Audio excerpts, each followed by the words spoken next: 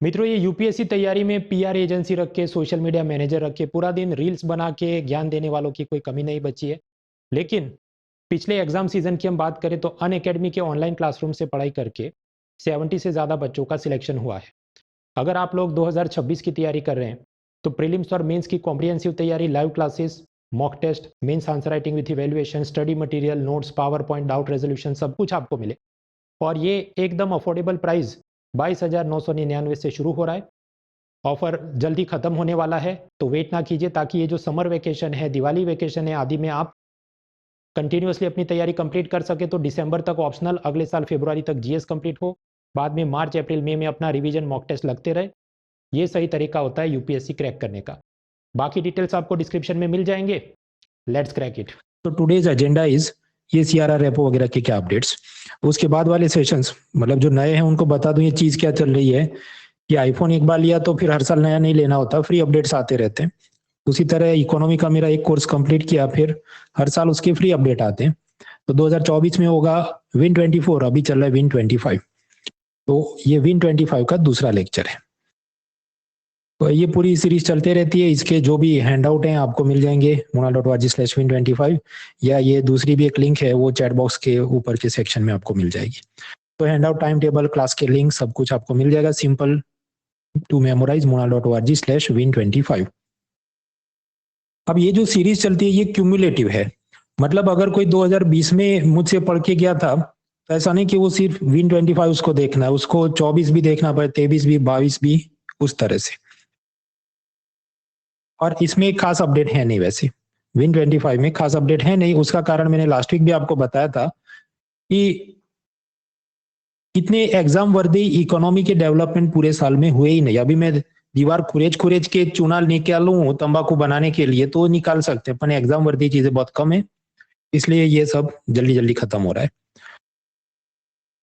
अगर मेरे पास सिर्फ 2 स्टूडेंट होते, रेंचो एंड साइलेंसर, तो आज का लेक्चर 3 मिनट में खत्म हो जाए, क्योंकि मुझे सिर्फ 3 ही स्लाइड आपको सिखानी है। एक, मनी मल्टीप्लायर के ट्रेंड में इकोनॉमिक सर्वे ने क्या बोला।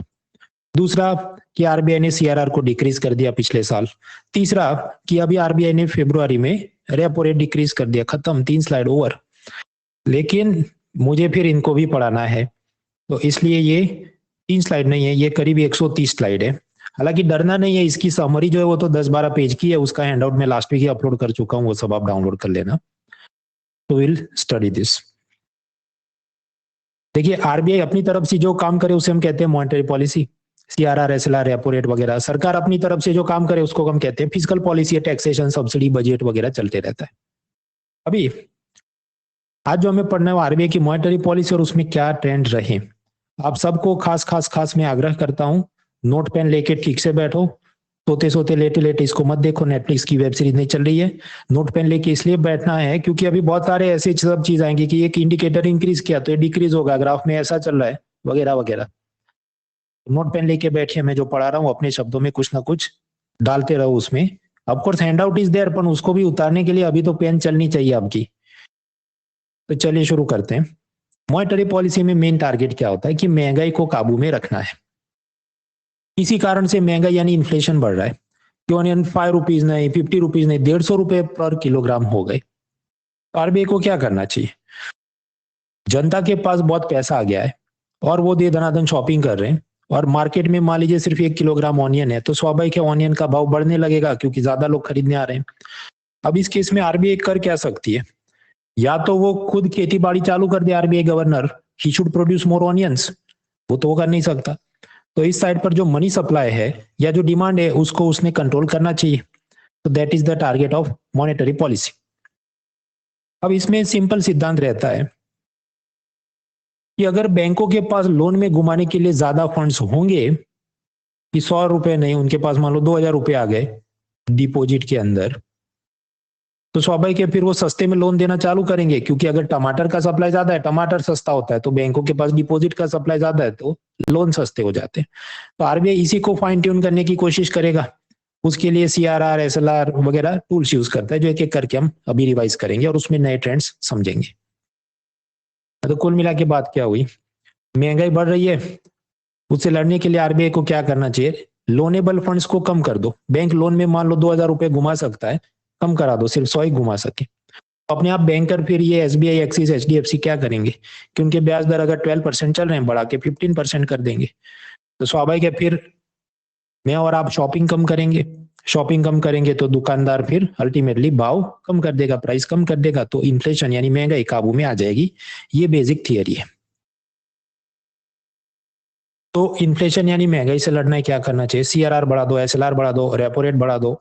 ओपन मार्केट ऑपरेशन है, उसमें आरबीआई गवर्नमेंट सिक्योरिटी बेच के बाजार से पैसा एब्जॉर्ब कर ले, लोनेबल फंड्स कम कराए। ये सब हम theory already full length classes में पढ़ चुके हैं।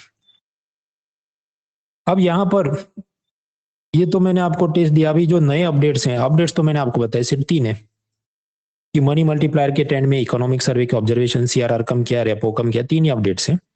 लेकिन ये जो मनी मल्टीप्लायर का ट्रेंड है वो समझने के लिए भी हमें बहुत सारी थियरी वापस रिकैप करनी पड़ेगी। So let's do that. देखिए, मोटापे को, ओबेसिटी को कैसे नाप सकते हैं? BMI, body mass index. अब उसके अलावा एक नई भी चीज आई है साइंस टेक के, वो अपडेट्स में आप देख लेना। तो you have to do some measurement, नापना पड़ेगा। उसी हिसाब से ये जो मैं आपको बता रहा हूँ कि भाई लोनेबल फंड्स कम कर दो, लोन इंटरेस्ट चेंज कर दो, तो उसके वास्ते भी पहले आरबीआई ने मनी सप्लाई तो नापना पड़ेगा कि मार्केट में कितना पैसा है, 10 रुपए, 100 रुपए, 2,000 रुपए। They have to monitor that. तो इसके अलग अलग इंडिकेटर होते हैं, M0, M1, M2, M3, M4 वगैरह। अब इसकी जो फॉर्मूला थी M1, M2, M3, M4, वो सब हम फुल लेंथ कोर्स में पढ़ चुके हैं। आपके रिवीजन ऑब्जर्वेशन के लिए नए हैंडआउट में भी मैंने, अपडेट हैंडआउट में भी डाला है। तो ये मैं वापस पढ़ा नहीं रहा, ये पढ़ने बैठे थे 1 घंटा इसी में चला जाएगा। कंसीडर कि हम पढ़ चुके हैं और ये फॉर्मूला ही मेमोराइज करनी है जो मैंने हैंडआउट में दी है।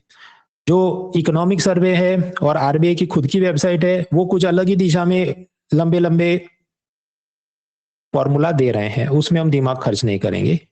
दिमाग इसलिए नहीं खर्च करेंगे, उसका return on investment appears very poor, क्योंकि उसको पूछने की संभावना और उसमें ये अपने जो बेसिक थियरी उससे एलिमिनेशन करके कुछ तुक्का लगा के आसानी से कम मेहनत से निकल जाने की संभावना, वो सब देखते हुए मैं इसमें टाइम वेस्ट नहीं कर रहा। जिनको दिल बहलाना है तो वो खुद से रट सकते हैं, दूसरे कोर्सेज से समझ सकते हैं। I take responsibility only for the NCERT formulas, क्योंकि वही मैनेजेबल चीज है। अब कुछ लोग कहें नहीं, पर आरबीआई में जो उन्होंने लंबी लंबी फॉर्मूला दी है, इकोनॉमिक सर्वे ने लंबी लंबी फॉर्मूला दी, उसका क्या? आपके ऑब्जर्वेशन के लिए मैंने हैंडआउट में डाल दिया है। आप रट सकते हैं तो रट लो, वरना स्किप कर दो। कुछ बार ऐसा भी होगा कि एनसीईआरटी और आरबीआई की फॉर्मूला अलग जा रही है, तो एग्जाम खत्म होने के बाद 7 दिन के भीतर आप फरियाद कर दो यूपीएससी की वेबसाइट में, क्वेश्चन कैंसिल हो जाए वगैरह। तो manage it on your own. उसमें मैं बहुत लोड लेके दिमाग खर्च करने का मुझे तो फायदा लगता नहीं और आपको भी उसमें जाना नहीं चाहिए। एनीवे, सो मनी सप्लाई, उसमें हम रिकैप सिर्फ 2 चीज करेंगे आज, M0 और M3, क्योंकि मनी मल्टीप्लायर की जो फॉर्मूला है उसके ट्रेंड समझने के लिए सिर्फ इतना करना है। बाकी सारी लंबी लंबी थियरी हम नहीं जा रहे। एक सिंपल केस स्टडी है, नोट पेन लेके बैठना। मान लीजिए आरबीआई, उन्होंने 100 रुपए का नोट छापा जिसका सीरियल नंबर है SR123, और उनका दिल आ गया, मुझे दे दिया कि मौज करो। और मैं गया एसबीआई में, मैंने पैसा डिपॉजिट कर दिया 100 रुपीज। अपने पास कोई भी कॉइन, कैश, करेंसी मैंने नहीं रखी, सारा पैसा मैंने बैंक में डिपॉजिट किया है। तुरंत ही अदानी आ गए और वो 100 रुपये लोन में लेके चले गए और उन्होंने अपने वर्कर्स को सैलरी दे दिया। और वो वर्कर्स भी ऐसे थे कि नहीं नहीं, हम विमल गुटखा नहीं खाएंगे, हम कुछ भी गलत इस्तेमाल नहीं करेंगे पैसों का। सीधा सारा पैसा, सैलरी का पैसा उन्होंने बैंक ऑफ बड़ौदा के अपने अकाउंट में डिपॉजिट कर दिया। तो this is the situation. What is the situation? RBI gave me 100 rupees. I deposit in SBI. SBI gave it as loan to Adani. Adani gave it as salary to workers. अभी आप गौर करें, मान लो अभी 9:09 हुई है, फोटो खींचते हैं सभी बैंकों के अंदर लॉकर में जाके, वॉल्ट में जाके, तो आपको पता चले कि मृणाल का बैलेंस भी 100 रुपये है, ये वर्कर का बैंक बैलेंस भी 100 रुपये है। आपके भाई नोट तो एक ही है, 1 2 3 सीरियल नंबर 2 जगह कैसे आ गया? क्योंकि वो तो अकाउंट बुक में टाइप करने की बात है ना। जब एसबीआई ने लोन दिया तो रोकड़ा थोड़ी दिया होगा, वो तो नेफ्ट, आरटीजीएस वगैरह से उन्होंने अदानी को ट्रांसफर किया होगा। अदानी ने अपने फिर बैंक अकाउंट से इनको नेफ्ट, आरटीजीएस, यूपीआई वगैरह से ट्रांसफर किया होगा। तो नोट फिजिकली मूव नहीं कर रहा है, नोट फिजिकली मूव नहीं कर रहा है। इसी कारण से एक ही नोट आपको अलग अलग जगह पर देखेगा। देखिए, आप जानते हैं 1 रुपए का नोट और जितने भी सिक्के हैं, कॉइन्स है, वो तो गवर्नमेंट इशू करती है। बाकी जितने नोट्स हैं, ये 2 रुपए का, 5 रुपए का, 500 रुपए का वगैरह, वो कौन जारी करती है? आरबीआई करती है, क्योंकि दोनों के कानून अलग है, वो अलग अलग नोट जारी करते हैं। तो इन्होंने जितना जनरेट किया वो सब क्या है? M0। तो उन्होंने कितना जनरेट किया? 100 रुपीज जनरेट किया, जो आरबीआई गवर्नर ने मुझे दे दिया है। और अभी हमने निकाला कि करीब 200 रुपए जनता के पास तो हो गए। वो कैसे हो गए? क्योंकि सेम नोट अलग अलग अकाउंट्स में रिफ्लेक्ट करेगा, क्योंकि अकाउंट बुक्स और डिजिटली पैसा मूव कर रहा है ना, तो नेफ्ट, चेकबुक, आरटीजीएस, यूपीआई वगैरह से same money will appear in multiple accounts. इस कारण से अगर मैं 9 बजे ये कहूं मेरा बैंक बैलेंस 100 रुपी है, तो ये वर्कर भी बोल सकता है मेरा भी बैंक बैलेंस 100 रुपी है, and both of them are correct. अब इससे फॉर्मूला जो बनती है M3 की फॉर्मूला क्या है? Coin currency with public plus demand deposits with bank, मतलब करंट अकाउंट, सेविंग अकाउंट वगैरह, plus time deposit in the bank, जैसे फिक्स डिपॉजिट, रिकरिंग डिपॉजिट वगैरह। ये सब हम थियरी ऑलरेडी पढ़ चुके हैं। इसको मैं सिंप्लीफाई करूं तो हम ऐसा बोल सकते हैं कि M3 का मतलब क्या? Coin currency with public. लेकिन मैंने आपको बताया, मैंने कोई कॉइन करेंसी अपने पास नहीं रखी, सारा पैसा एसबीआई में डिपॉजिट कर दिया। उसी तरह ये वर्कर्स ने भी सारा पैसा बैंक ऑफ बड़ौदा में रखा है।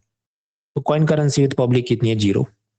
Plus various types of deposits in the banks, saving account, fix deposit, जो भी है सारा, जितना डिपॉजिट है ऐड करो, तो वो कितना हुआ? मृणाल के पास 100 है, वर्कर के पास 100 है, 200 हो गया। बस, तो हो गया जवाब। तो M3 कितना है? 200 रुपीज। M3 is 200 rupees. तो मनी मल्टीप्लायर क्या है? मनी मल्टीप्लायर ये है कि M3 डिवाइड बाई M0 जो आरबीआई ने इशू किया कितना? 100 रुपीज। और M3 क्या? अभी तो हमने निकाला ना भाई, जो जनता के पास सब पड़ा है, 200 रुपीज। तो दोनों का आप करो डिवीजन, कितना है? 2x। इसका मतलब क्या होता है? इसको हम कैसे इंटरप्रेट करते हैं कि यदि आरबीआई ने 100 रुपी इशू किए हैं, तो जनता के पास 2 गुना पैसा आ गया, इसलिए 2x बोलना चाहता है। आप कहते हो तो भाई फिर काम ही नहीं करना है, ऐसे बैठे बैठे पैसा आएगा। नहीं भाई, ये वर्कर्स को अदानी की फैक्ट्री में पूरा महीना मजदूरी करेगा तभी सैलरी आया ना। मुझे आरबीआई ने पैसा दिया तो हो सकता है कि मैंने कुछ काम किया होगा, उन्होंने उसके लिए पैसा दिया। तो you have to work, it is not like money is falling from sky. तो दिस इज मनी मल्टीप्लायर। अब जो ट्रेंड समझना है, उसके लिए कुछ इंडिकेटर हमें समझने पड़ेंगे। देखिए, टी शर्ट में आपको पता होगा, speed into time equal distance, STD। तो मैं ये कह सकता हूं speed equal distance divided by time. तो स्पीड क्या है? Distance divided by time. तो मनी मल्टीप्लायर क्या है? M3 divide by M0।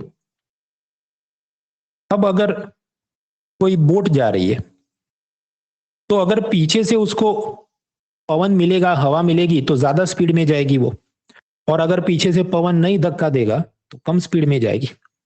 उसी तरह ये जो मल्टीप्लायर है, हमने बोल दिया चलो 2x है। लेकिन अगर आरबीआई चाबुक चला दे, जिसको हम कहते हैं CRR, कैश रिजर्व रेशियो, तो वो पवन का काम करता है। उसके चलते अपनी बोट धीमी भी हो सकती है, अपना मनी मल्टीप्लायर ज्यादा भी बढ़ सकता है, खराब भी हो सकता है। तो CRR कैन इंक्रीज और डिक्रीज द मनी मल्टीप्लायर। वो कैसे हम समझते हैं? जनता ने 100 रुपए डिपॉजिट किया एक्सिस बैंक में, तो इनकमिंग है। अब इसमें से सारा पैसा एक्सिस जनता का सारा पैसा लोन में नहीं घुमा सकती, कुछ रूल्स होते हैं। इसमें से करीब 4-4.5 रुपए कैश रिजर्व रेशियो के रूप में एक्सिस बैंक ने रिजर्व बैंक में जमा करने होंगे। तो अब ऐसा विजुलाइज करो कि 4 रुपए ट्रक में भर के एक्सिस ने रिजर्व बैंक में भेजे। तो एक प्रकार से ये एक्सिस बैंक का डिपॉजिट हुआ रिजर्व बैंक के अंदर, जिस पर रिजर्व बैंक एक्सिस बैंक को 0% इंटरेस्ट पे करेगा। पर वो कानून में लिखा है, इसलिए जबरदस्ती एक्सिस बैंक ने जमा तो करना पड़ेगा। तो ये हुआ CRR। ऐसी एक और चीज होती है SLR, जिसमें कैश, गोल्ड, गवर्नमेंट सिक्योरिटी आदि में कुछ पैसा लॉक हो जाता है, फिर बाकी जो पैसा बचे वो लोन में घुमा सकते हैं वगैरह। नाउ ऑब्जर्व, मान लीजिए जनता ने 100 रुपये डिपॉजिट कर दिए बैंकों के अंदर, और आरबीआई कहे नहीं 10% सीआरआर होगा, तो यानी 100 में से 10 तो लॉक हो जाएंगे ना, वो एक्सिस बैंक ने रिजर्व बैंक में लॉक करवाने होंगे, डिपॉजिट करने होंगे। बाकी जो बचा कितना 90 वो आगे लोन में घुमा सकता है। तो इस केस में क्या होगा, Adani, late me go back, यहां हमने जो शुरू में आपको मैंने केस स्टडी बताई कि आरबीआई ने मुझे 100 रुपये दिए और सारे 100 रुपये लोन में अदानी को गए और सब वर्कर को 100 सैलरी मिल गई। रियल लाइफ में तो ऐसा नहीं होगा ना। इधर आरबीआई बोल दे कि सीआरआर इज 10, तो इतना लॉक हो जाएगा। तो इसका मतलब भले मैं 100 रुपये डिपॉजिट करूं, आरबीआई शायद 90 रुपये अदानी को दे पाए, तो वर्कर के अकाउंट में फिर 100 नहीं जमा होगा, फिर 90 जमा होगा। इसलिए फिर जो बैलेंस आप निकालोगे तो होगा मेरे पास 100 होगा लेकिन वर्कर के पास 90 होगा, तो फिर अपना M3 गिर जाएगा। वो 200 था, उसकी जगह कितना होगा 190। तो मैं आपको जो बता रहा था, मनी मल्टीप्लायर को अफेक्ट कौन कर सकता है, कैश रिजर्व रेशियो। आरबीआई उसको ट्यून अप करके, इंक्रीज करके, डिक्रीज करके मनी मल्टीप्लायर को चेंज कर सकती है, और उसकी मदद से जो लोनेबल फंड्स और आगे जो लोन में इंटरेस्ट चले गए वो सबको भी वो रेगुलेट करती है। तो ये हमने एक फैक्टर देखा कि money multiplier is affected by what, CRR, just like a boat is affected by the speed of the wind. दूसरा, अब ये जो सीआरआर का ट्रेंड क्या रहा, तो मैंने आपको एक ही स्लाइड है भाई, ट्रेंड ऐसा रहा कि नॉर्मली सीआरआर 4% रहता था, लेकिन फिर आया corona, let me zoom in. Corona आया तो आरबीआई को लगा कि और लोनेबल फंड्स बढ़ाना चाहिए, मनी मल्टीप्लायर बढ़ाना चाहिए, लोन सस्ते करवाने, तो उन्होंने सीआरआर को कम कर दिया। जो पहले 4% था, कोरोना के दौरान 2020 में उसे गिरा के 3% कर दिया। फिर वापस लगा, अब धीरे धीरे महंगाई बढ़ रही है, तो बढ़ाते बढ़ाते 3.5 किया, फिर 4 कर दिया। फिर 2022 में यूक्रेन का युद्ध हो गया और उसके चलते भारत के अंदर भी जो हम इंपोर्ट करते हैं ये फर्टिलाइजर, पेट्रोलियम, ये सब महंगे होने लगा। आरबीआई ने सोचा अभी और लड़ाई करनी पड़ेगी हमें, तो इन्फ्लेशन से लड़ना है, वो क्या करेंगे, सीआरआर को और बढ़ा देंगे, बढ़ा के 4.5% कर दिया। अब ये तो चल ही रहा था लंबे टाइम से, ये 4.5% ही था सीआरआर। लेकिन अब आरबीआई को लगता है देखो इकोनॉमी में थोड़ा स्लो डाउन की जोखिम लगती है, तो मैं इसे कम करता हूं ताकि लोनेबल फंड्स थोड़े बढ़ाए जाएं, लोन थोड़े सस्ते हो, कुछ कोशिश करते हैं। इसलिए इन्होंने 2024 दिसंबर में सीआरआर को कम करके 4% किया है। आपके 0.5% मतलब ऊंट के मुंह में जीरा है, इतने से क्या ही फर्क पड़ेगा। इतना करने से ही करीब 1 लाख करोड़ रुपए अनलॉक हो जाते हैं, क्योंकि सोचो भारत की जनता ने जितना पैसा डिपॉजिट किया, पहले उसका 4.5% आरबीआई के पास था, अब कितना 4% ही, तो 0.5% बैंकों का जो अनलॉक हो गया, जत्थे के हिसाब से नापो तो 1 लाख करोड़ से भी वो ज्यादा है, तो उससे फायदा होता है, फिर लोन सस्ते होने की उम्मीद होती है। यार तो सीआरआर का ट्रेंड हमने देख लिया, वो तो एक ही, जो मैंने आपको बताया एक ही स्लाइड है भाई, कि CRR has been decreased from 4.5 to 4%। Why? Because RBI wants to boost the economy. एक खेल खत्म हो गया। अब इकोनॉमिक सर्वे ने मनी मल्टीप्लायर का कुछ ग्राफ्स ट्रेंड दिए हैं, तो उसको भी समझना है, तो एक दो और कंसेप्ट वापस याद करें। तो money multiplier M3 divide by M0, तो सीआरआर उसको इंक्रीज डिक्रीज कर सकता है, ये मैंने आपको बताया। अब ये जो मनी मल्टीप्लायर है उस पर कुछ और फैक्टर्स भी अफेक्ट करते हैं, जस्ट लाइक बोट की स्पीड क्या है, डिस्टेंस डिवाइड बाय टाइम। अब विंड कम ज्यादा होगा तो बोट की स्पीड को अफेक्ट करता है, करेक्ट। लेकिन समझो विंड बेस्ट चल रहा है, लेकिन बोट के अंदर बहुत ज्यादा कार्गो लदा है, बहुत सारे उसमें कंटेनर लदे हुए हैं, तो वो धीमा ही चलेगा क्योंकि वजन ज्यादा है। और ये जो इसका सेल क्लॉथ है, इस पर ये हवा लगती है, उसकी क्या लंबाई चौड़ाई है, how big the sail cloth is. अगर वो ज्यादा बड़ा होगा तो हवा उस पर ज्यादा जोर डाल पाएगी और वो ज्यादा तेजी से चलेगा। सिमिलरली जो ये मनी मल्टीप्लायर है उस पे ये भी असर करेगा कि जनता की इनकम और सेविंग्स कितनी है, वो जनता बैंकों में कितना पैसा डिपॉजिट करती है, क्या जनता में इतनी फाइनेंशियल अवेयरनेस है, क्या फाइनेंशियल इंक्लूजन है, छोटे छोटे गांव शहर तक लोगों के पास बैंकों के अकाउंट है, एक आदमी ने डिपॉजिट दिया, सामने ये लोन पास हो रहा है कि नहीं, everything will affect. Let me go back to our original case study. RBI ने मुझे 100 दिए, पर मान लीजिए मैं सारे पैसे उड़ा दूं ऑनलाइन बैटिंग गैम्बलिंग ऐप में, तो एसबीआई में पैसा ही नहीं आएगा, तो वर्कर को सैलरी नहीं होगा, यानी सेविंग हैबिट्स विल मैटर। उसी तरह मान लीजिए मैं बैंक में पैसा ही डिपॉजिट ना करूं, मैं कोई छोटे गांव में रहता हूं, मुझे पता ही नहीं बैंक क्या होता है, then also it will be affected. मान लीजिए मैंने पैसा डिपॉजिट किया, लेकिन एसबीआई अदानी का लोन एप्लीकेशन रिजेक्ट कर दे कि ये पूरा दिन एनडीटीवी, माफी एनडीटीवी तो नहीं, अभी उन्होंने खरीद लिया, हिंडनबर्ग का रिपोर्ट आ रहा है और ये रविश कुमार आपके खिलाफ सब बोल रहे हैं, सेबी की जांच चल रही है, तो मैं आपका लोन एप्लीकेशन पास नहीं करूंगा। तो फिर क्या होगा, डिपॉजिट तो आया, फंड लोन में आगे नहीं जाएगा, तो ये साइकिल रुक जाएगी ना, तो भी तो मनी सप्लाई बढ़ नहीं पाएगा, M3 ग्रो नहीं कर पाएगा। ओके, तो ये भी कॉमन सेंस की बात है, बता क्यों रहे, क्योंकि अभी ग्राफ हमको समझना है, इकोनॉमिक सर्वे में है इसलिए बता रहा हूं। तो money multiplier affected by CRR, yes, income and saving of public, banking penetration, deposit loan activity, correct. अब तो समझो कि 80s के जमाने में क्या होगा, ये सब चीजें खराब होगी, लोगों के पास इतनी बचत नहीं थी, बैंकों के इतने ब्रांच नहीं थे, गांव-गांव से पैसा आता नहीं था, तो कम होगा। फिर 1991 के आसपास जब रिफॉर्म लिए जाते हैं, LPG रिफॉर्म्स, तो जनता के पास अब पैसा बढ़ता है, रोजगार बढ़ता है, बैंकों की संख्या बढ़ती है, तो फिर ये ग्रो करेगा। तो ये सब चलते रहता है। अभी देखो मजा, ये जो ग्राफ है, ये लेटेस्ट इकोनॉमिक सर्वे जो अभी 2025 में आया उसने दिया है। यहां पर मैं थोड़ा जूम इन करूं, 2016-17 के अंदर आप देखो, 2016-17 में आप पाएंगे कि मनी मल्टीप्लायर अचानक से बढ़ गया। ऐसा क्यों? क्योंकि 2016 में आप जानते हैं विमुद्रीकरण, नोटबंदी, डिमोनेटाइजेशन हुआ था, 500,000 के नोट आपको जमा करने थे बैंकों में। अब जो जमा कर दिया, फिर आपके पास दो ऑप्शन थे। ऑप्शन ए, एक्सचेंज करा लो कि ये जो 500 का बैंक नोट में दे रहा हूं उसके सामने मुझे 200 के नोट दे दो, 100 के नोट दे दो, ऐसा करो। या ऑप्शन बी, कीप इट, कि मुझे विड्रॉ नहीं करना है, मेरे बैंक बैलेंस में 500,000 और ऐड कर दो, जो मैं कैश में रखता था मैं अब बैंक को दे रहा हूं, मुझे एक्सचेंज नहीं करना अभी। अगर ऐसा होगा तो अब समझो quantity of deposits will increase and quantity of deposit will increase. तो वही बात है, मैं 100 की जगह 200 500 रख रहा हूं, तो डिपॉजिट लोन, तो money multiplier will increase, correct, ये बराबर है। अब देखो कोरोना में क्या हो रहा है, ये तो गिर गया वापस, उसका कारण क्या? क्योंकि जनता बैंकों से अपना पैसा विड्रॉ कर लेगी, और पैसा विड्रॉ कर लेगी तो आगे लोन में कितना जाएगा, वो जो पूरी साइकिल है वो ब्रेकअप हो जाएगी, कम हो जाएगी। इस कारण से मनी मल्टीप्लायर वापस से डिक्रीज हो जाता है। अब कहीं, हाँ ठीक है, ये तो कॉमन सेंस की बात है। फिर और क्या चला, 2000 रुपए के नोट विड्रॉ किए गए 2022 के अंदर, तब भी आपके पास दो ऑप्शन थे। आप अपनी 2000 का पिंक कलर का नोट डिपॉजिट करो और आरबीआई को या जो भी बैंक में आप जा रहे हो आप कहें भाई 200 के 10 नोट दे दो या 100 के 20 नोट दे दो, ऑप्शन ए। या ऑप्शन बी कि आप ये पैसा, आपका ही पैसा आपके बैंक अकाउंट में रखो, विड्रॉ मत करो कि ठीक है इसको इधर ही रखो।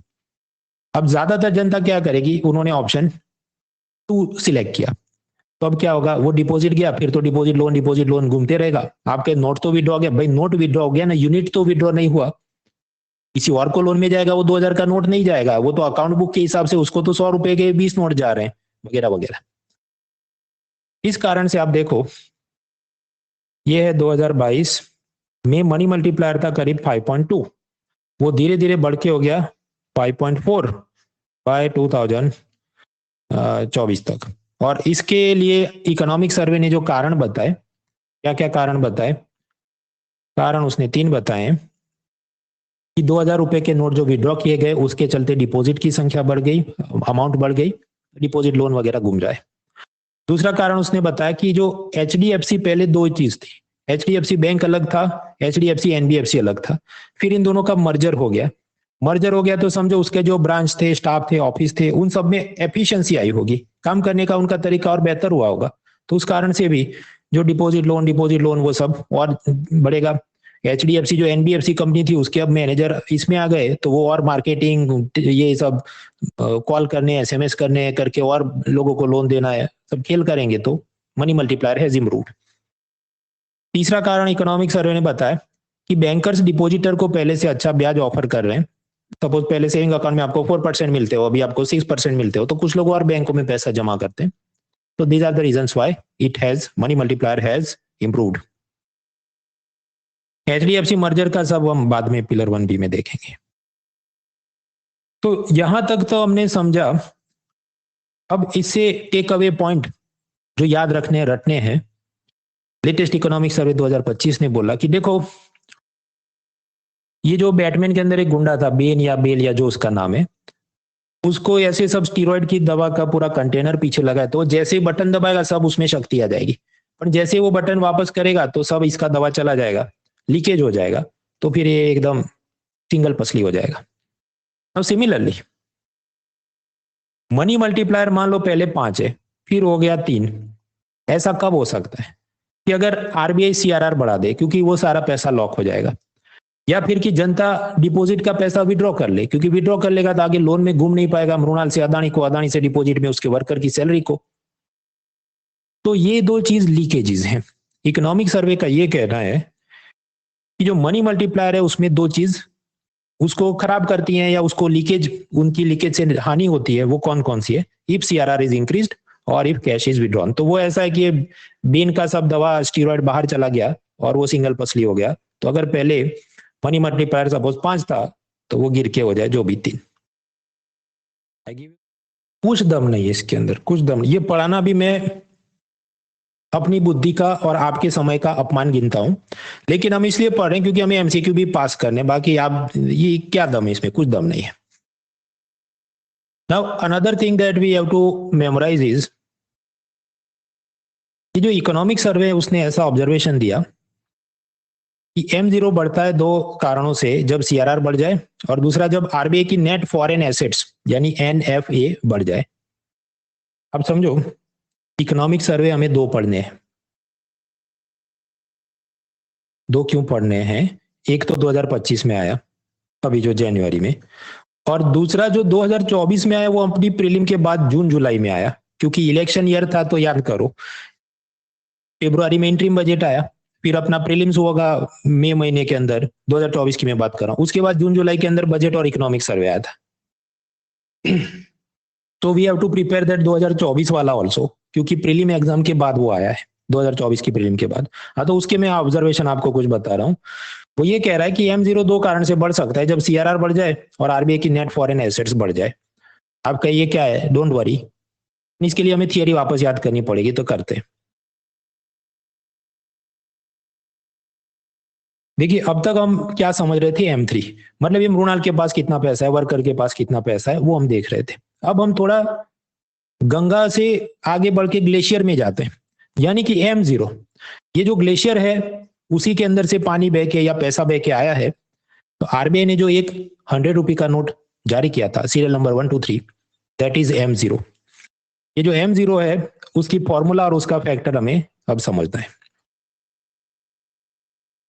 अगर मैं कहूं ये यहां पर जो भी, अगर ये B इज इक्वल टू 3 यानी इज इक्वल टू 5, तो C कितना होगा? आप कहे उसमें क्या गिनना है? ऐसा मेजरमेंट टैब से गिन लेते हैं ना, दैट इज करेक्ट। पर फॉर्मूला तो पढ़नी पड़ती है पाइथागोरस की, C² equal A² plus B²। तो M0 का भी कुछ ऐसा है कि मैं आपको कहूं ये C क्या है, इसका मतलब कि लेंथ क्या है या पैसा कितना है, तो दैट इज कॉल्ड M0 की फॉर्मूला। M0 बनता कैसे है? तो वो ऐसा है कि आपने ये त्रिकोण कैसे बनाया, रूलर से बनाया, पेन से बनाया, पेंसिल से बनाया, उसके लिए सब सिद्धांत होते हैं, आरबीआई के एसेट और लायबिलिटी साइड में मैच होना चाहिए वगैरह। अभी हम उसमें नहीं जा रहे क्योंकि हमें अपडेट ही पढ़नी है। अपडेट ये है कि M0 फॉर्मूला को अफेक्ट करने वाले फैक्टर्स। हाँ, तो सिंपल है, M0 की फॉर्मूला कुछ ऐसी है, मतलब आरबीआई ने, समझो जो ग्लेशियर है M0 उधर से पानी आ गया। अब हम लोग कोई ग्लेशियर को किलोग्राम में तो नापने जा नहीं सकते, तो हम क्या करें? गंगा नदी के पास आप खड़े रहो और नापो कि हर मिनट में इतना क्यूबिक सेंटीमीटर पानी आ रहा है, तो पूरे साल में ग्लेशियर में इतना पानी होना चाहिए। ऐसी कुछ ये फॉर्मूला है। M0 की फॉर्मूला कुछ ऐसी है, करेंसी इन सर्कुलेशन जनता के पास जो आया, plus bankers deposit with RBI. Bank वाले आरबीआई में क्या डिपॉजिट करते हैं? अभी तो पड़ा है भाई, सीआरआर डिपॉजिट करते हैं, and some other deposits with RBI. तो अगर मान लो ये 10 है, ये 10 है और ये 10 है, तो टोटल 30 आया, वो M0 है। अब कुछ लोग कहने इसमें डबल काउंटिंग होगा, ये ऐसा है वैसा है, भाई वो सब भी कर सकते हैं, पर उसमें 1 घंटा जाएगा। आप एक्सेप्ट करो कि यही फॉर्मूला है। अब इसके अंदर 2-4 जो कंसेप्ट क्या होते हैं कि जनता ने मान लो 100 रुपए डिपॉजिट किए, उसके अंदर सीआरआर के 4 रुपए लॉक हुए, एसएलआर के नाम पे 18 रुपए लॉक हुए, तो बैंक के पास 78 रुपीज बचे। तो क्या वो सारे लोन में दे देगा? नहीं। उसमें भी हो सकता है वो 7-8 रुपए अपने पास रखेगा या 10 रुपए अपने पास रखे, क्योंकि parallelly at the same time कुछ जनता अपना पैसा विड्रॉ करने आएगी, कुछ पैसा बैंक ऑफ बड़ौदा ने अपने एटीएम मशीन में फिल करना होगा, कोई चाय पानी कराना पड़ेगा, कोई नया क्लाइंट आया उसको क्रेडिट कार्ड देना है, तो वो सब चीज के लिए जो पैसा थोड़ा अलग वो रखेंगे, दैट इज वॉल्ट कैश, और फिर बाकी का पैसा वो आगे जमा करते हैं। Anyway, so this currency in circulation means what, जो जनता के पास है, कॉइन्स हैं, 1 रुपए के नोट हैं, बाकी जो भी 2 रुपए से लेके 1000 रुपए के, माफ किया 1000 तो बंद हो गया, 2000 भी बंद हो गया, 500 के नोट है, 200 के नोट है सब। And bankers vault cash, bankers vault cash क्या, मैंने आपको अभी बताया, थोड़ा पैसा वो अपने पास रखेंगे डे टू डे ऑपरेशन के लिए। तो ये करेंसी इन सर्कुलेशन मान लो 10 रुपए। बैंकर्स डिपॉजिट विद आरबीआई, वो तो मैंने आपको बताया, ये जो 4% सीआरआर लॉक हो गया वो पैसा। Then some other deposits with RBI, RBI में और भी डिपॉजिट जाती है, वो कौन सी, जैसे जनता की डिपॉजिट।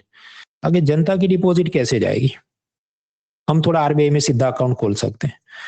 2016 में ऐसा हुआ, सरकार एक योजना लेके आई कि जिनके पास ब्लैक मनी है वो सरेंडर कर दे और उनका कुछ पैसा आरबीआई के अंदर फिक्स डिपॉजिट में लॉक हो जाएगा और तुमको जेल में फिट नहीं करेंगे, ऐसी वो योजना थी, प्रधानमंत्री गरीब कल्याण डिपॉजिट स्कीम थी। फिर वो हमारे लिए अभी काम का नहीं है, सफिशिएंट टू नो कि कुछ ऐसे स्पेशल केस में जनता का भी पैसा सीधा आपको डिपॉजिट करना पड़े आरबीआई में, ऐसे सीन बनते। फिर जो other non banking financial company, international organisation, union government, state government, बाकी सब बैंकर्स, उन्होंने कुछ कुछ पैसा जमा किया, तो ये सब हो गए अदर डिपॉजिट्स विद आरबीआई। बस, तो ये इधर currency in circulation, bankers deposit with RBI, other deposits with RBI करके जो पैसा बना वो सब है M0 सपोज 30।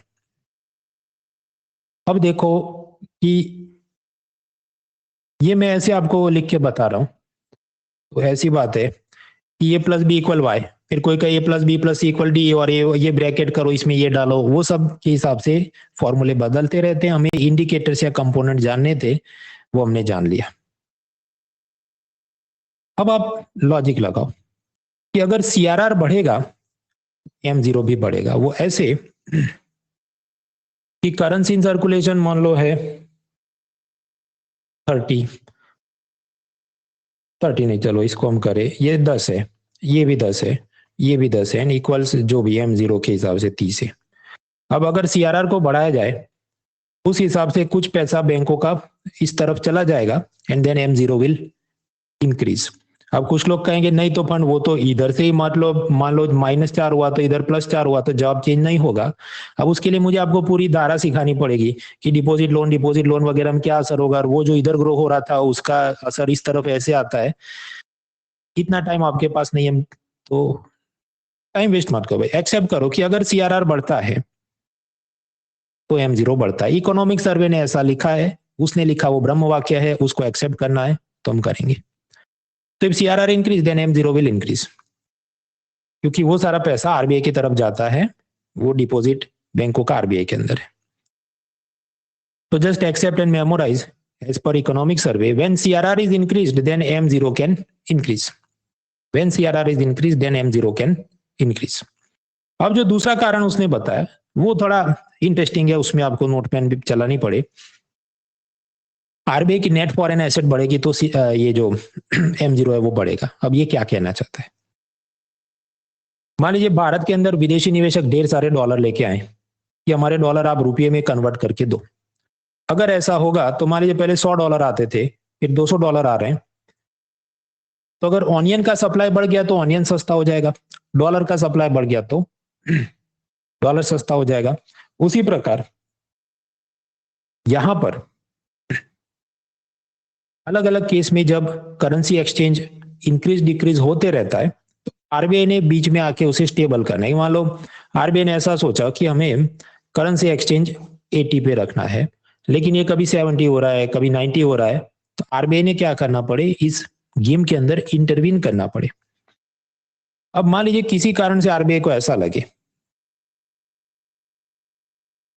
कि मुझे बाजार से एक्स्ट्रा डॉलर खरीद लेने चाहिए ताकि ये जो रुपये और डॉलर का सप्लाई डिमांड चल रहा है उसे मुझे बैलेंस करने के लिए बाजार से थोड़े डॉलर सब कर लेने चाहिए, एब्जॉर्ब कर लेने चाहिए, तो अपना वैक्यूम क्लीनर चलाएगा और ये जो फॉरेन इन्वेस्टर आ रहे हैं उनके कुछ डॉलर्स आरबीआई खरीद लेगा तो आरबीआई के वैक्यूम क्लीनर में गया जिसके पीछे उसका टैंक होगा जिसे हम कहते हैं फॉरेक्स रिजर्व। Forex reserve. तो ऐसे भी हम बोल सकते हैं कि वो जो फॉरेक्स रिजर्व में माल पड़ा है, it is the net foreign assets, NFA. तो अब ध्यान दीजिए, ये जो करेंसी एक्सचेंज में आरबीआई को लगा कि मुझे कुछ करना पड़ेगा इसे स्टेबल करने के लिए, तो मैं थोड़े डॉलर्स और परचेज कर लेता हूं, तो वो मार्केट से डॉलर खरीद रहा है और उसकी तिजोरी में जा रहा है, जिसे हम कहते हैं नेट फॉरेन एसेट्स। अब ये जो वैक्यूम क्लीनर किया, तो असल में वो क्या कर रहा है, वो किसी को पे कर रहा है रुपया और उसका डॉलर वो बाय कर रहा है। ऐसा वो कोई सुपर हीरो तो है नहीं कि वैक्यूम क्लीनर से खींच लेगा, कायदे से आरबीआई को भी अगर डॉलर चाहिए तो खरीद के लेना पड़ता है ना। तो when I am saying that RBI is sucking the dollars, it means RBI ने किसी को रुपया दिया, कि भाई साहब को सपोज उन्होंने आरबीआई ने 85 रुपीज दिए और सामने वो भाई साहब ने रिजर्व बैंक को $1 दिया। इसका मतलब आरबीआई ने रुपया किसी को दिया है। RBI must have paid money to someone, मतलब पब्लिक या करेंसी इन सर्कुलेशन की दिशा में गया। और हमने अभी तो फॉर्मूला देखी कि M0 क्या है, currency in circulation plus bankers deposit plus other deposit equal M0। तो ये तो ऐसी बात है, पहले ये 10 था, ये 10 था, ये 10 था, हम बोल रहे हैं M0 30 है। अब आरबीआई ने ये डॉलर खरीदने के लिए किसी को 80 रुपये दे दिया, तो फिर फॉर्मूला के हिसाब से इस तरफ भी 80 बढ़ जाएगा ना, तो जवाब उसका कुछ और हो जाएगा। तो M0 शुड इंक्रीज अगर आरबीआई डॉलर्स परचेज कर रही है। क्यों? क्योंकि इकोनॉमिक सर्वे बोल रहा है, तो हमें एक्सेप्ट करना है और फॉर्मूला के हिसाब से भी ये करेक्ट बात है। ये ग्राफिक्स आपके जो फ्री हैंडआउट Win25 का सेकंड हैंडआउट जो मैं लास्ट वीक अपलोड कर चुका हूं, इसके अंदर दिया है। तो उसमें आप दिमाग लगाओ, सबके ओके डॉलर बाय किया, उस हिसाब से किसी को रुपया दिया होगा, रुपया दिया तो करेंसी इन सर्कुलेशन बढ़ा, तो उस हिसाब से M0 बढ़ गया। ये हंगामा या जो भी धमाल या कोई तो मूवी थी, उसका एक सीन मुझे बहुत यादगार है। राजपाल यादव कहता है मैं नहीं मानता, कुछ वो दलील हो रही है, और छोटू उसको बोलता है कि नहीं मानना तो तेरी लाश को तो मानना ही पड़ेगा। तो आप भी स्वीकार करो कि ये जो मैंने बताया कि M0 is increased by 2 factors या चेंज्ड बाय 2 फैक्टर्स, कौन से? जब सीआरआर में बदलाव आए या आरबीआई की नेट फॉरेन एसेट्स या उसके ये डॉलर के जत्थे में बदलाव आए, तो M0 के अंदर बदलाव आता है, क्योंकि इकोनॉमिक सर्वे ने बोला है, तो हमें एग्जाम पास करने के लिए कबूल करना है। तो मानना है तो मान, वरना तेरी लाश को, मतलब तेरी सपने की लाश को, आपको जो एग्जाम पास करके ऑफिसर बनना है, उस सपने की लाश को तो मानना ही पड़ेगा फेल होने के बाद कि भाई ये करेक्ट था। तो we are also done with this M0 के बारे में ऑब्जर्वेशन। ठीक, सीआरआर को डिक्रीज किया, क्या 4.5% था, 4% हो गया। ये कभी हुआ 2024 के अंदर अक्टूबर या दिसंबर को कभी हुआ है। रेपो डिक्रीज किया, वो अभी हम आगे देखते हैं। वो कब हुआ, उसमें पहले जो भी कुछ 650 था, अभी 625, ये अभी 2025 फरवरी में। मनी मल्टीप्लायर का ट्रेंड और ये M0 ऑब्जर्वेशन। अब क्योंकि समझो 2 इकोनॉमिक सर्वे गए हैं, इकोनॉमिक सर्वे 2024 जो जून जुलाई में आया, और इकोनॉमिक सर्वे 2025 जो अभी आया। इस कारण से ये सब जो पढ़ाई है, छोटे छोटे ही अपडेट्स हैं, लेकिन जो पुराने स्टूडेंट हैं उन्होंने वो नहीं देखा हो, तो उनको फ्री अपडेट्स मैं देता हूं, तो इसलिए अभी चल रहा है। तो now the last segment will come कि रेपो डिक्रीज हुआ, और उसके बाद हम कुछ PYQ MCQ भी सॉल्व करेंगे। रेपो के ट्रेंड में क्या भाई, देखिए टूल्स याद करो। TRR मतलब जनता का डिपॉजिट का 4% रिजर्व बैंक में जमा करना है। SLR मतलब डिपॉजिट का कुछ पैसा लिक्विड एसेट जैसे कैश, गोल्ड, गवर्नमेंट सिक्योरिटी वगैरह में बैंक ने लॉक करना था। फिर bank rate, MSF, repo rate, reverse repo rate, SDF, open market operation, operation twist, market stabilisation scheme, फिर ये प्रायोरिटी सेक्टर लैंडिंग नॉर्म्स, बहुत सारी चीज हम पढ़ चुके हैं। हालांकि डेटा जो अभी अपडेट करना है उसके लिए हम कुछ टूल्स को जल्दी से रिकैप करते हैं। आरबीआई अपने क्लाइंट्स को शॉर्ट टर्म के लिए लोन देता है, तो उस पे जो ब्याज चार्ज करता है उसको क्या बोलते हैं, रेपो रेट। यानी कि रिपर्चेज अग्रीमेंट है, तो जो भी ब्याज चलता है, सपोज 650, जो अभी तो कम किया अपन, अभी 650 से हम डेटा से समझते हैं, तो दैट इज रेपो रेट। तो मैं अपना चार्ट जो आपके हैंडआउट में भी दिया है उसको मैं बनाना शुरू करूं कि बैंकों को लोन चाहिए, आरबीआई ने कहा ठीक है लोन ले लो, लेकिन गिरवे कुछ रखना पड़ेगा, गवर्नमेंट सिक्योरिटी। अब गवर्नमेंट सिक्योरिटी भी कुछ SLR कोटे में लॉक होती है, कुछ उसके बाहर एक्स्ट्रा उनका इन्वेस्टमेंट हो बैंक वालों का, उसको गिरवे रख सकते हैं। इस हिसाब से 2 हिस्से पड़ते हैं, बहुत लोड नहीं लेना है, सफिशिएंट टू नो कि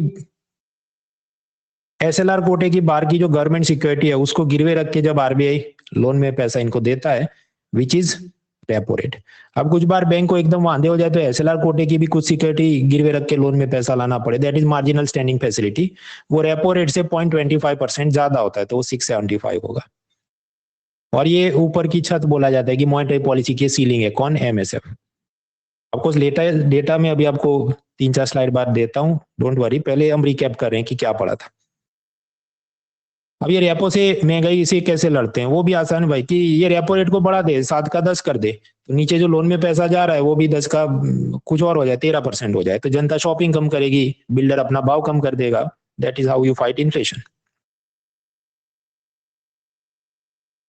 तो फिर रिवर्स रेपो क्या हुआ? मैं एक डिपोजिटर हूं, मैं अपना पैसा कुछ तो अपने पास रखूंगा, ये रोज के खर्चे हैं, और बाकी पैसा मैं बैंक में डिपॉजिट करता हूँ। पैसा मेरा सेविंग अकाउंट है, फिक्स डिपॉजिट है, इस पे बैंक वाले मुझे ब्याज देते हैं। On same logic axis bank के पास जनता ने पैसा डिपॉजिट किया, इधर उधर लोन में घुमा दिया, सीआरआर एसएलआर में लॉक करा दिया, फिर भी अभी सरप्लस पैसा बचा है जो कोई लोन में नहीं लेने आ रहा है, तो एक्सिस बैंक अपना एक्स्ट्रा पैसा डिपॉजिट करेगा आरबीआई में, and this is beyond CRR. CRR में तो 4% कर ही दिया, उसके बाद भी इसका पैसा बचा है, वो डिपॉजिट कर रहा है, तो वो कर सकता है, और उस पर आरबीआई उसको इंटरेस्ट पे करेगा, जस्ट लाइक मुझे और आपको एक्सिस बैंक सेविंग अकाउंट में इंटरेस्ट पे करता है। रिजर्व बैंक भी सीआरआर के ऊपर जितना एक्स्ट्रा पैसा डिपॉजिट करना बैंक वालों को, उस पर वो कुछ ब्याज देता है, जिसके लिए टर्म्स यूज होते हैं reverse repo rate and SDF. तो रिवर्स रेपो रेट ऐसा है कि उसमें गवर्नमेंट सिक्योरिटी आरबीआई द्वारा उन बैंकों को गिरवी दी जाती है। हाँ, तो एक्सिस बैंक बोल रहा है मेरे पास कुछ एक्स्ट्रा पैसा है, मुझे डिपॉजिट करना है, आरबीआई कहता है ठीक है, और सामने हम आपको इंटरेस्ट पे करेंगे। लेकिन इस केस में आरबीआई गवर्नमेंट सिक्योरिटी गिरवी रखेगी एक्सिस बैंक के पास, तो ऐसी जो चीज है, RBI gives government security as collateral, तो वो चीज होती है रिवर्स रेपो रेट, और उसमें एक्सिस बैंक इधर ब्याज कमाएगा जो भी अराउंड 335 या कुछ।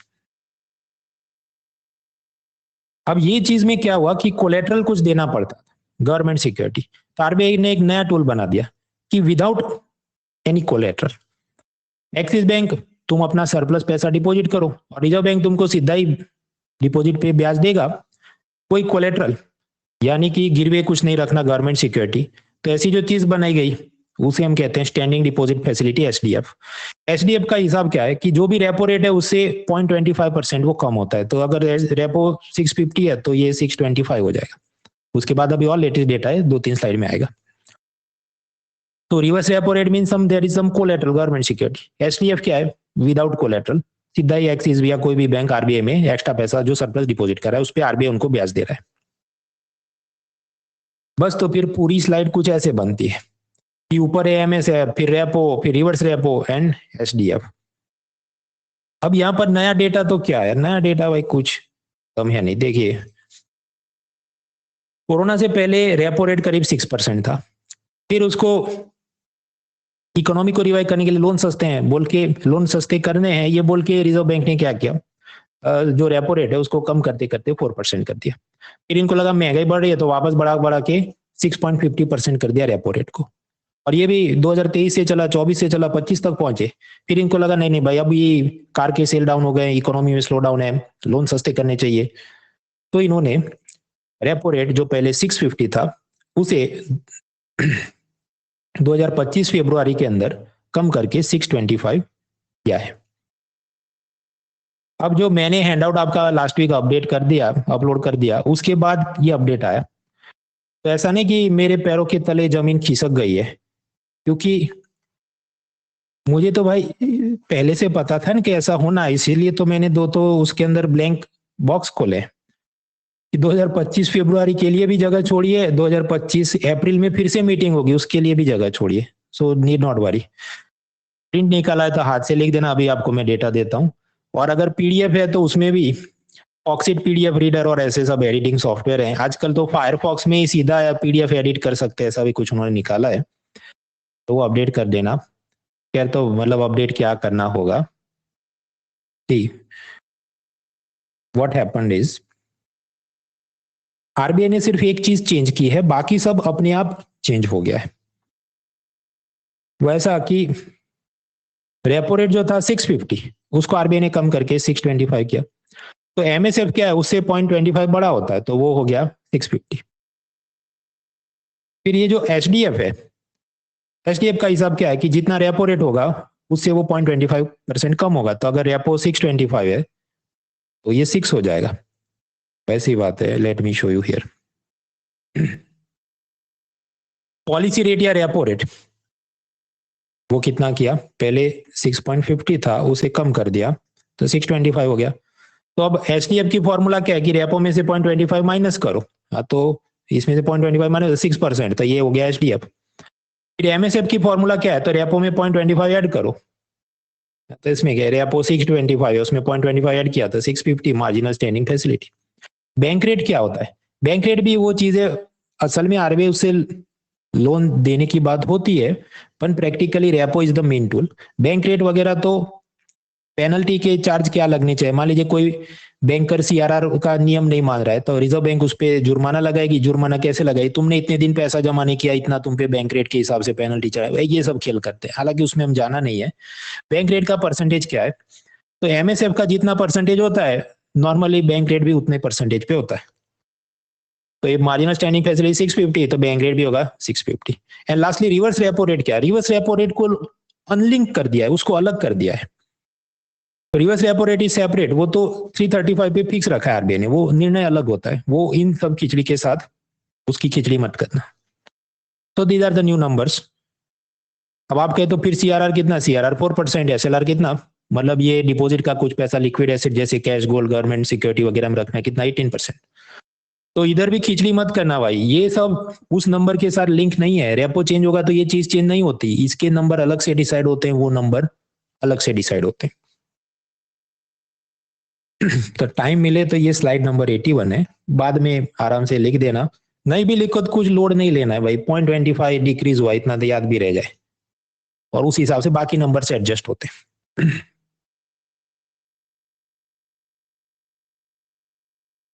SDF जो मैंने आपको बताया, SDF क्या था, एक्सिस बैंक के पास एक्स्ट्रा पैसा है और रिजर्व बैंक में जमा करता है, और कोलेट्रल कुछ गवर्नमेंट सिक्योरिटी का लेन देन नहीं होता है। ये जो SDF चीज है ये 2022 से लागू हुई है, और अब से ये कहा जाता है कि ये जो मॉनिटरी पॉलिसी का कॉरिडोर है, पूरा जो एरिया है, उसकी फर्श यानी कि फ्लोर क्या होगा, इसकी फ्लोर होगा ये SDF 625, या जो अभी 6% हो गया। तो SDF इज द फ्लोर, और ये 2022 से लागू हुआ। ये सब ऑलरेडी हम पढ़ चुके हैं सब क्लासेस के अंदर। अब UPSC की जो 2024 की CDS एग्जाम हुई, उन्होंने ये टैक्स पूछे थे कि SDF रेट ये 2022 से लागू हुआ है, और ये रिवर्स रेपो की जगह अब ये फ्लोर है, दोनों स्टेटमेंट करेक्ट है। तो फैक्ट्स भी आते हैं, तो याद रखने चाहिए। टूल किट वालों के भरोसे मत रहो कि concept is important, fact is not important, UPSC testing IQ नहीं EQ। अभी आज आप मेरे YouTube पे जाना, आज तो खैर ये पूरा लेक्चर पढ़ रहे हैं, उसके बाद जाना कल सुबह या शाम को 2024 के PYQ मैंने सॉल्व करके पूरा इकोनॉमी का बूट कैंप कितना पढ़ा था, क्या हमने नहीं पढ़ा था, सब कुछ उसमें दिया। आराम से कल वो वीडियो आप देखना, जो लेटेस्ट मैंने बूट कैंप का वीडियो डाला, देन यू विल रियलाइज कि क्या हिसाब बन रहा है चीजों का। देन trend of economy, monetary policy. Break नहीं ले रहे हैं अभी, 10 मिनट का ही काम है। ये तो हमने पढ़ लिया था कि RBI की मॉनेटरी पॉलिसी कमेटी में RBI के साइड से 3 मेंबर होते हैं, सरकार की साइड से 3 मेंबर होते हैं। तो ये जो 3 मेंबर सरकार की साइड से होते हैं, IIM के प्रोफेसर, इकोनॉमिस्ट वगैरह, वो पुराने थे, उनका कार्यकाल जो भी 4 साल का या कुछ होगा, वो रिटायर हो गए, उसकी जगह नए लोगों को रखा है, तो उनके नाम मैंने हैंडआउट में दिए। हालांकि अपनी IAS एग्जाम में इतना पूछने का रिवाज नहीं है, तो I would not lose sleep for it, और बाकी परीक्षाओं के लिए ऑब्जर्वेशन के लिए दिया है। RBI गवर्नर खुद भी बदल गए, तो उनका भी नया नाम और वो सब भी दिया है, उस पर और हम पढ़ेंगे पिलर 1B के अंदर। तो ये तो हमने देख लिया भाई कि ये मेंबर्स चेंज हो गए, और ठीक है। RBI की प्रायोरिटी भी हम जानते हैं कि पहले जब इकोनॉमी को बूस्ट करने के लिए रेपो कम करते हैं, महंगाई से लड़ना है, रेपो बढ़ाते हैं वगैरह। अब इनका जो स्टांस रहता है कि फॉर एग्जांपल रेपो इज 6% और वो बढ़ा के 650 करेंगे, ऐसा जब वो सबको हिंट देना चाहें तो पहले से बोल देते हैं कि देखो हमारा कैलिब्रेटेड टाइटनिंग होने वाला है। टाइटनिंग मतलब नल टाइट होगा, मनी सप्लाई कम होगा, हम कुछ ऐसा करने वाले। तो उनका स्टांस वो क्या कहेंगे, कैलिब्रेटेड टाइटनिंग है। कुछ बार ये कहेंगे नहीं अभी थोड़ा सस्ता करेंगे, तो क्या कहेंगे, अकोमोडेटिव है, कि 6% की जगह अब हमारी इच्छा है कि रेपो रेट को कम करके 5% किया जाए। तो 2022 से लेके जो भी 2024 तक आरबीआई क्या बोल रही थी कि देखो हम कैलिब्रेटेड टाइटनिंग करके 650 तो किया, और हमारी इच्छा है कि ये जो हम कर रहे हैं तो अकोमोडेटिव तो हम नहीं है, हम तो कैलिब्रेटेड टाइटनिंग कर रहे हैं, इसे हम क्या कहें, विड्रॉवल ऑफ अकोमोडेशन। जो असल में कैलिब्रेटेड टाइटनिंग ही है, पर वो ऐसा बोलेगा तो लोगों को बहुत ज्यादा झटका आ जाए और द हिंदू वाले जरूरत से ज्यादा क्रिटिसाइज करे, इसलिए नहीं। वो ऐसा होता है हम रिट्रीट करें, फौज अगर ये कहे हम पीछे हट कर रहे हैं तो लोग थू थू करेंगे, तो क्या नहीं, हम रिवर्स टर्न करके इस साइड पे परेड कर रहे हैं। करनाथ भाई वही है कि अकोमोडेटिव नहीं में कैलिब्रेटेड टाइटनिंग, तो क्या है, नहीं I am withdrawing the accommodation. अब ये सब चलता था इधर उधर। 2024 अक्टूबर में आरबीआई ने ये कहा कि अब हमारा न्यूट्रल स्टांस है। उसका मतलब क्या है कि इसके बाद की जो पॉलिसी आएगी तो रेपो रेट कम भी कर सकते हैं, ज्यादा भी कर सकते हैं, ऐसा अपना न्यूट्रल स्टांस है। हालांकि तुरंत तो उन्होंने कुछ किया नहीं, 2025 फरवरी के अंदर अब उन्होंने रेपो रेट को कम किया, जो हमने आगे देखा। कितना कम किया ये इधर टाइपिंग मिस्टेक मेरा हुआ है ग्राफ एडिट करते वक्त। 2023 फरवरी से ही रेपो रेट 650 था, उसको अभी डिक्रीज करके 625 किया है 2025 फरवरी में। क्यों? Because they want to boost the economy, loan सस्ते कराने थे वगैरह। हाँ, तो ये सब हमने देखा। अब इससे नीचे क्या फर्क पड़ता है वो भी हम पढ़ चुके हैं, just to give you recap, क्योंकि एक दो एमसीक्यू हमें सॉल्व करने, इसलिए थियरी थोड़ी रिकैप करा दूं। कोई भी आप धंधा, तो कॉस्ट प्राइस होता है कि 100 रुपए का मैंने मान लो कि गेहूं खरीदा और उस पर मुझे 20 रुपए प्रॉफिट चाहिए, तो मैं 120 रुपए में बिस्किट बना के बेचूं, ऐसा मेरा कुछ इच्छा हो।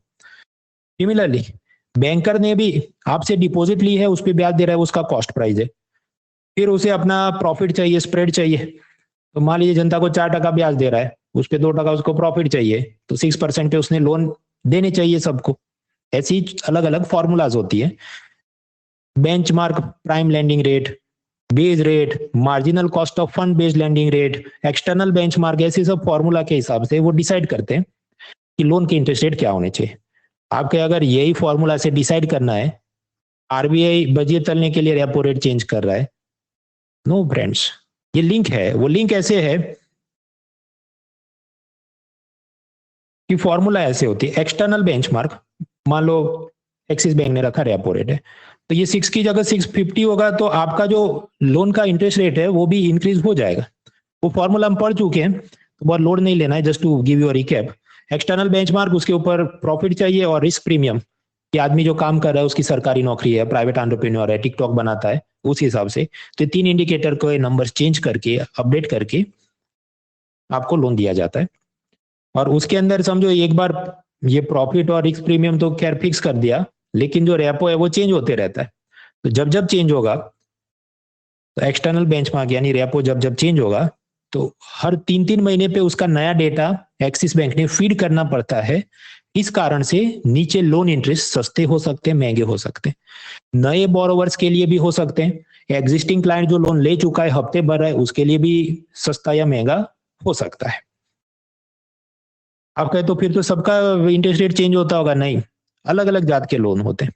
कुछ होते हैं फिक्स्ड इंटरेस्ट वाले लोन कि पहले से तय हो कि 10% फिक्स ही है, और कुछ होते हैं फ्लोटिंग, मतलब बदलते रहते हैं, तो उसका सब कैटेगरी है ये एक्सटर्नल बेंचमार्क वाले लोन। इसमें ऐसा है कि जब रेपो चेंज होगा तो आपका ईएमआई इंस्टॉलमेंट चेंज होता है। ये वाली चीज भी समझो पर्सनल लोन, रिटेल लोन, छोटे लोन के लिए होता है। अंबानी ने, अदानी ने जो लोन लिए वो इस फॉर्मूला से बाहर रहते हैं, वो कॉर्पोरेट, लार्ज कॉर्पोरेट लोन्स होते हैं, उसमें ये नियम लागू नहीं होते। इस कारण से रेपो सबके लिए असर नहीं करता है, और भी फैक्टर्स उसमें होते हैं। हमें थियरी के लिए थोड़ा बहुत समझना था, जान लिया। अब एक असल में देखिए एमसीक्यू देखना है, उससे पहले मैं आपके कंसेप्ट रिफ्रेश करा रहा हूं। एक आखिरी कंसेप्ट फिर एमसीक्यू दे सकते हैं।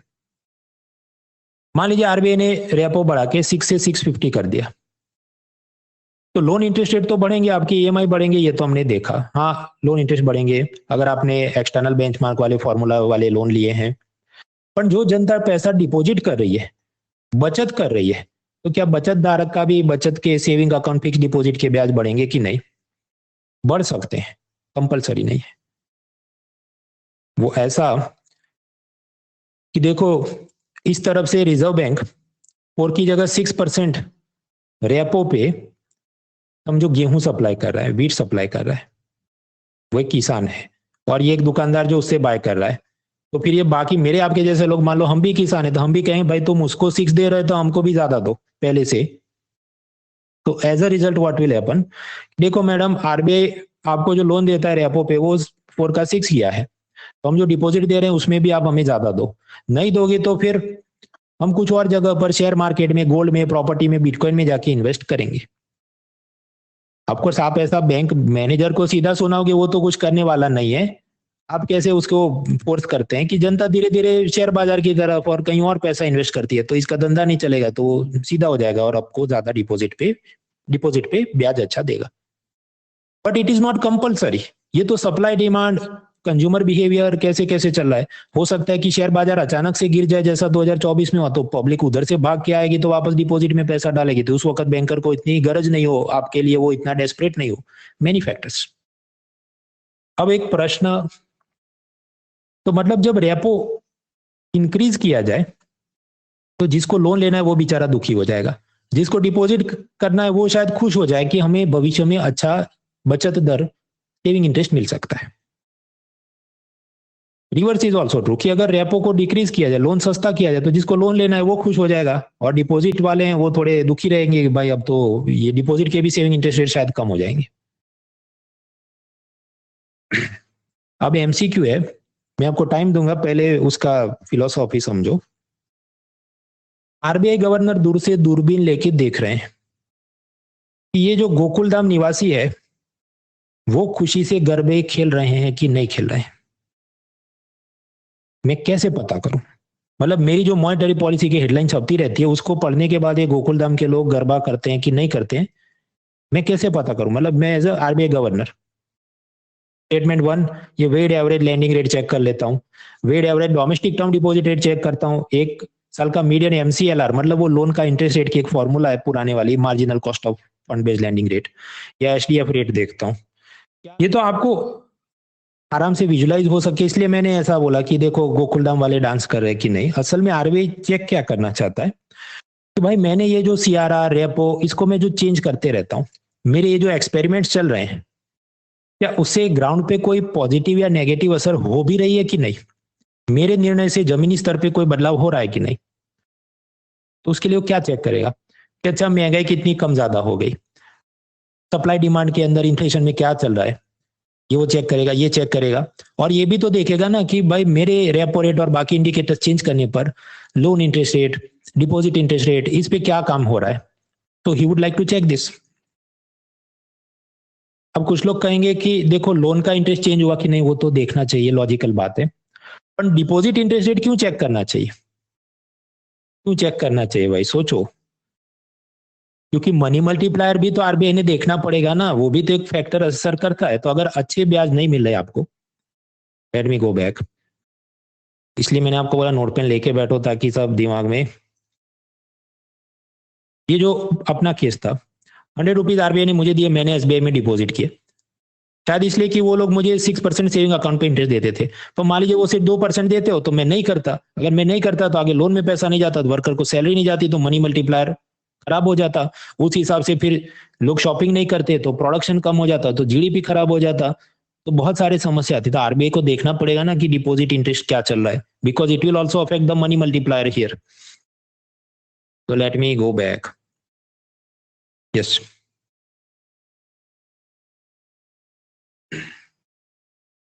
Therefore, RBI should also monitor the deposit interest rates. तो चलिए अपडेट करते हैं। वेड एवरेज लैंडिंग रेट देखना चाहिए बराबर। लैंडिंग रेट मतलब क्या, लोन में क्या बात चल रहा है। अब कुछ कहेंगे वेड एवरेज क्या है, भाई तो सी सेट में आपको पता होना चाहिए वेड एवरेज क्या है। मान लीजिए 1 करोड़ का होम लोन बैंक ने 6% पे दिया और 1 लाख का बाइक लोन 15% पे दिया, क्योंकि सारे लोन के इंटरेस्ट सेम नहीं होते, अलग अलग प्रोडक्ट के अलग अलग होते हैं, रिस्क फैक्टर के हिसाब से वगैरह। तो अब एवरेज क्या है, 6 + 15 डिवाइड बाय 2 होगा, नहीं, क्योंकि यहाँ पर जत्था अलग है ना, वेट अलग, 1 करोड़ है वो 1 लाख है। अब वो वेट एवरेज कैसे निकलता है, वो सी सेट का कोर्स करो या चैट जीपीटी को पूछो। But my point is yes, reserve bank will have to monitor that कि एवरेज क्या लोन इंटरेस्ट रेट चल रहे हैं। तो वो क्या कहेंगे, what is the weight average lending rate, वो चेक करेगा, करेक्ट। डिपॉजिट रेट, बचत खाते पर क्या ब्याज मिला है वो भी चेक करें, करेक्ट। फिर ये जो तीसरा है 1 ईयर मीडियन एमसीएलआर, एमसीएलआर क्या था मैंने आपको बताया, लोन इंटरेस्ट की फॉर्मूला थे। देखिए प्रेजेंटली लोन इंटरेस्ट की प्रेजेंट फॉर्मूला क्या है, एक्सटर्नल बेंचमार्क। लेकिन इससे पहले एक और फॉर्मूला थी, marginal cost of fund based landing rate. उस हिसाब से क्या चला, क्योंकि समझो किसी ने मान लो 30 साल का लोन लिया है, जो अभी भी उसका इंस्टॉलमेंट चल ही रहा है, तो वो पुराने फॉर्मूले में होगा। वो चाहे तो नए फॉर्मूले में अपना लोन अकाउंट चेंज करा सकता है, उसके लिए फॉर्म भरे, फी भरे वगैरह, पर पुराने कुछ तो अकाउंट होंगे जो अभी तक रिपे नहीं हुए हैं। इस कारण से आरबीआई उसे भी देखेगा क्या चल रहा है। तो yes, they will see that also. Lastly SDF rate, उसकी इतनी सेंस नहीं बनती। और अगर आप ये कहने नहीं, उससे भी फर्क पड़ेगा कि बैंक वाले कितना पैसा उधर डिपॉजिट कर रहे हैं वर्सेस कितना लोन में जा रहा है। But there is no option saying 1 2 3 4। Why there is no SDF, उसको मैंने क्यों नहीं गिना, क्योंकि कोई ऑप्शन है ही नहीं जहां पर 1 2 3 4 लिखा हो। तो हमें जो कम खराब है उसे पकड़ना पड़ेगा। कम खराब क्या है, बी 1 2 3। अपने दिमाग से मैंने ये मॉक क्वेश्चन नहीं बनाया, ये यूपीएससी ने सीडीएस 2024 में पूछा है। सीडीएस जो परीक्षा ये आर्मी नेवी एयरफोर्स के अधिकारियों के लिए होती है, सोचो उसमें भी वो इस लेवल के 3-4 स्टेटमेंट वाले प्रश्न पूछ रहे हैं। और ये रोना सिर्फ इकोनॉमी का नहीं है, geography, history, polity. The level of question is increasing, level difficulty of question increasing even in for this CDS CAPF वगैरह। तो मेहनत तो करनी पड़ेगी। मैंने ये पढ़ाया था करेक्ट, ये ऐसी बात है कि आपको बहुत सब लॉजिकल चीजें करनी पड़े। तो मैं इसका फुल क्रेडिट लेता नहीं कि देखो तुमको सपना आ जाना चाहिए था, और वो क्रिस्टोफर नोलान की इंसेप्शन मूवी में dream with in dream with in dream, third layer का तुम एलिमिनेशन करते तो तुम्हारे ये हो जाता। रियल लाइफ में नहीं हो सकता सबसे। But you also need to understand कि अभी आपने ये जो क्विज की, आप सब लोगों ने जवाब और मैंने आपके नाम लिए, तो बात तो ऐसी ना, करीब 20% तो उसको कर दिया। जो भी वो पुराने स्टूडेंट है, शायद पहले से पढ़ के बैठे हैं, शायद उनका लॉजिकल और एलिमिनेशन उनका था भी इधर है। ये लोग भी पास होते हैं, सफल होते हैं जीवन में। But you keep that in mind, competition को हल्के में नहीं लेना है, क्योंकि सीट्स आर लिमिटेड। एक और आखिरी सवाल करते हैं और उसके बाद हम आज का क्लास एंड करते हैं। ये तो हम पढ़ चुके थे कि आरबीआई की अगर ये सब इतनी जोरदार मॉनेटरी पॉलिसी है तो महंगाई काबू में क्यों नहीं आती, लिमिटेशन हम पढ़ चुके हैं। हालांकि एकदम नए लोगों को जल्दी से बता दूं कि मॉनसून पे आरबीआई का काबू नहीं है, सऊदी अरब से आता ऑयल उसका क्या प्राइस रहेगा आरबीआई का काबू नहीं है, इंफ्रास्ट्रक्चर ठीक नहीं हो तो सप्लाई बढ़ नहीं सकता, वगैरह वगैरह कारण से वो नहीं रहता। लिक्विडिटी ट्रैप क्या, फेड टेपरिंग क्या, हार्ड लैंडिंग क्या, ब्लैक स्वान क्या, बहुत कुछ हम पढ़ चुके हैं। Now the last question is this, जो लास्ट वीक हमने पढ़ा था प्री सीरीज में, सेंट्रल बैंक डिजिटल करेंसी या ई रुपया जो आरबीआई डिजिटल स्वरूप में जारी करे, उसके बारे में प्रीलिम्स 2024 में एक प्रश्न आया। ये जो पहला स्टेटमेंट देखो कि it is a sovereign currency issued by RBI in alignment with his monetary policy. तो वो तो ऐसा, अब कुछ लोग कहेंगे नहीं इसमें रेपो रेट और वो सब तो कहाँ लिंक है, वो तो अलग चीज है ना, तो अलाइनमेंट ऑफ मॉनेटरी पॉलिसी कैसे हुआ। तब उल्टा सोचो, क्या आपको ये लगता है कि आरबीआई गवर्नर ऐसा बोलेगा नहीं नहीं ये हमारी मॉनेटरी पॉलिसी के मुताबिक नहीं है सेंट्रल बैंक डिजिटल करेंसी, ये तो मुझे तुगलकी सपना आ गया था, मैंने सीबीडीसी जारी किया, वो ऐसा थोड़ी बोले। Of course he will say that ये जो सीबीडीसी या ई रूपी है it is aligned with our monetary policy, और इससे भी मनी सप्लाई को ऐसे ही असर होगा जैसे हम नॉर्मल फिजिकल कैश से होगा वगैरह, वो तो कहेगा। तो स्टेटमेंट 1 इज करेक्ट। फिर चौथा क्या बोलते हैं, it is freely convertible against commercial bank money and cash. इसका मतलब कि आपको डिजिटली मिला पर आपकी इच्छा है मुझे फिजिकल कैश दे दो, अब आप वो सेंट्रल बैंक डिजिटल करेंसी को कैश या बैंक नोट के स्वरूप से एटीएम वगैरह से कमांड देके पैसा विड्रॉ कर सकते हैं, तो वो भी करेक्ट है। आप जानते हैं हर एक बैंक नोट पे क्या लिखा होता है, क्या I promise to pay the bearer on demand sum of suppose 100 rupees. का मतलब क्या, फटे गले नोट, पुराने नोट आरबीआई आपका एक्सचेंज करके देगा। तो सारे जो करेंसी नोट है वो आरबीआई की लायबिलिटी देता है। लेकिन क्या आरबीआई आपको ऐसा प्रॉमिस कर रहा है कि देखो 500 रुपए का नोट तुम लेके आना तो मैं 100 के 5 तुम्हें एक्सचेंज करके दूंगा, I promise, yes it is my liability. आप ये थोड़ी मांग सकते हैं कि नहीं अब 20 रुपए एक्स्ट्रा दो, 520 रुपए दो मुझे वापस, क्योंकि महंगाई 20% बढ़ गई है पिछले 2 साल में। पैसा तो कसम उसने दिया ही नहीं, खाए नहीं, तो इन्फ्लेशन से एडजस्ट थोड़ी होगा। तो जो third statement is wrong, it is insured against inflation bye it's very design. मतलब महंगाई बढ़ेगी तो आपका पैसा अपने आप बढ़ा के आरबीआई एक्सचेंज करके दे, ऐसा तो है नहीं। तो थर्ड इज रॉन्ग।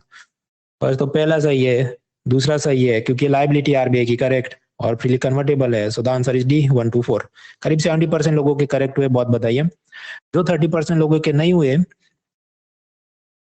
तो डिमोटिवेट नहीं होना है, लेकिन आप एक बात हो सकती है आपने पढ़ा नहीं है, दूसरा पढ़ा है फिर भी रॉन्ग हुआ है तो फिर गलत बात है।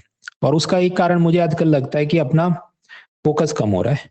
ये इंस्टाग्राम ट्विटर सारी चीज अनइंस्टॉल कर दो, कम से कम अगले ये 3-4 महीने के लिए अनइंस्टॉल कर दो, automatically your focus will improve. घड़ी घड़ी ये जो चेक करने की इच्छा होती है, इससे अपनी ध्यान जा रही है। और नोट पेन लेके बैठो और इसे खत्म करो।